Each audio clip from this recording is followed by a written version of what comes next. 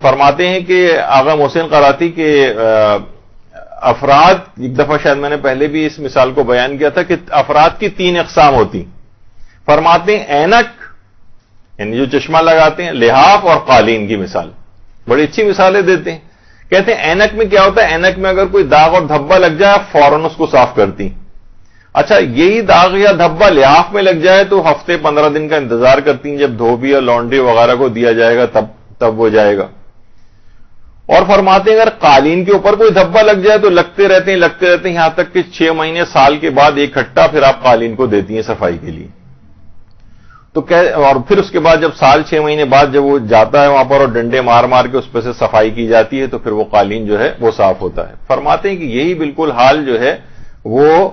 مومنین کا بھی ہے. اس میں بعض تو نیک مومنین ہوتے ہیں کہ ادھر ان کے اوپر گناہ کا کوئی دھبا آیا اور فوراً ان کو کسی مصیبت میں مبتلا پروردگار کر دیتا ہے، جس طرح چشمہ کو فوری طور پر صاف کیا جاتا ہے اس طرح سے اس کے گناہ تاکہ فوراً صاف ہو جائیں. یہ کسی مشکل میں جاتا ہے فقط یہ توبہ کی طرف متوجہ ہوتا ہے یا اللہ کی طرف راغب ہوتا ہے، جس طرح چشمے کو ہم فوراً صاف کرتے ہیں. تو نیک افراد جو ہے بعض اوقات یہ کہتے ہیں کہ یہ حیران ہوتے ہیں کہ ہم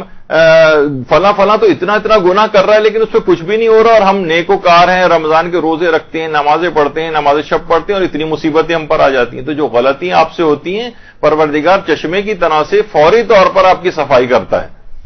تو کہتے ہیں کچھ افراد جو ہے اس کی مثال ہوتے ہیں، اور کچھ افراد جو تھوڑے سے اور زیادہ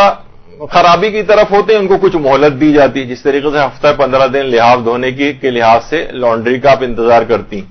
اور کچھ جو زیادہ بدماش ہوتے ہیں ان کو زیادہ بڑا ٹائم دیا جاتا ہے تاکہ ایک ساتھ اس کے بعد ڈنڈوں سے ان کی کٹائی جو ہے وہاں پر کی جائے اور آہستہ آہستہ ان کو، یہ خود مثال انہوں نے اپنے ایک درس کے اندر دی.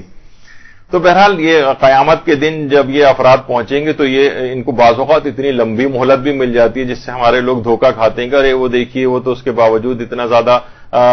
نہ وہ خمس دیتا ہے نہ کچھ کرتا ہے، اس کے باوجود اس کا پیسہ جو ہے بڑھتا چلا جا رہا ہے. تو اس کو مہلت دی جا رہی ہے یہاں تک کہ اس کے بعد پھر ہوگی اس کی اچھی طریقے سے وہاں پر دھلائی، اور اس کے بعد وہاں کی دھلائی کے بعد پھر تو بہتر ہے کہ انسان اس طرف نہ جائے، دنیا ہی کے اندر اسے کچھ مشکلات ہو جائیں، کوئی بات نہیں برداشت کرے، توبہ کی طرف راغب ہو اور چشمے کی طرح سے اس کی اینک کی طرح سے صفائی کی مانند اس کے اوپر جو مشکلات آتی ہیں وہ اس طرح سے ہو جائیں.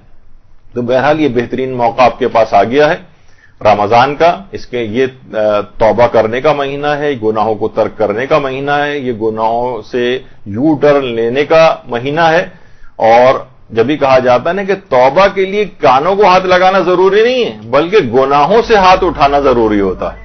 تو بہرحال ہمارے ہاں یہ ہوتا ہے عام طور پر بس بہت ہوا تو گالوں کے اوپر 2 تھپڑ لگائے اور کان کھینچے، اس سے توبہ نہیں ہوتی. اصلاً یہ کہ انسان گناہوں پر سے اپنے ہاتھ کو اٹھا لے. برحمتك يا أرحم الراحمين وصلى الله على محمد وآله